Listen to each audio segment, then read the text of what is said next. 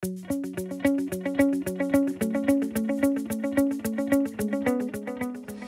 guys, Abner Miranda here. Recently I attended a class with Talon Defense that was two disparately different classes. It was Saturday, Sunday, pistol, rifle.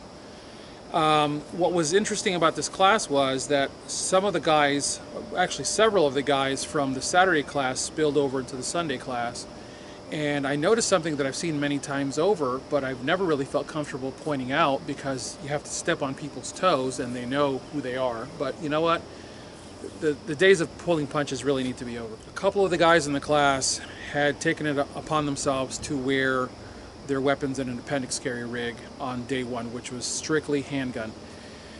And on day two, we went from handgun and threw the rifle into the mix. So some of these guys came out on the range that day in a whole different tone. They were a little more tacked out and had their battle belts on, which there's nothing wrong with that. If you want to wear a battle belt, wear a battle belt. Have a great time.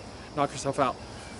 But what I found was the guys who were accustomed to doing this suddenly found themselves going like that, because the entire first day they had been reaching here for their handgun, but now on Sunday some of them reached for the shirt and their hand popped off because the battle belt was trapping the shirt, and then they had to fumble and transition to the handgun.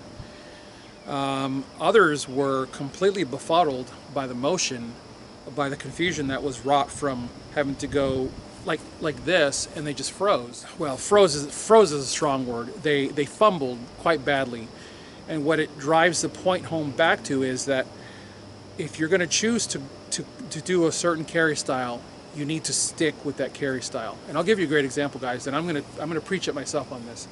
For years I was a police officer. I carried my weapon here all the time. Everywhere I went, I carried the weapon here.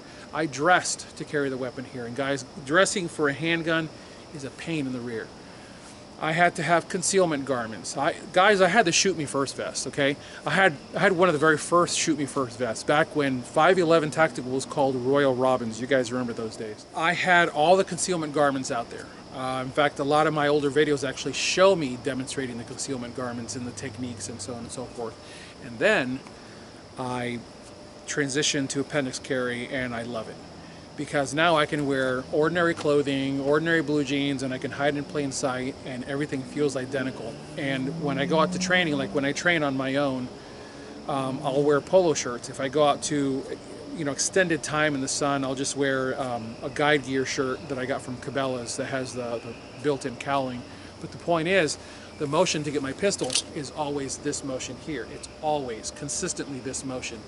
So because of that, when I go to training, and I'm training in front of a bunch of different people, I'm able to move more smoothly because I'm never deviating from this. Because remember, when you're a police officer or when you're a concealed carry advocate that wears your handgun on the side, your draw looks something like this, right? And your holstering looks something like this.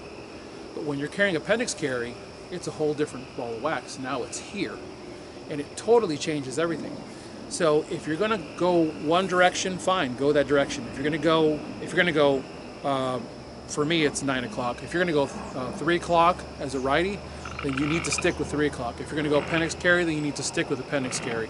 Not only does that save you money in holsters, but it also sets you up for success because what you're doing is your hands are always reaching for the same exact spot every single time consistently. Nothing ever deviates. And guys, in a gunfight, when trouble comes looking for you, the last thing you need to do is do this and realize it's no longer there and have to go like this to get your pistol out, or vice versa. So that's what I've got for you guys today. As always, I thank you guys for watching. God bless you all. Get those guns out in practice. Have a good one.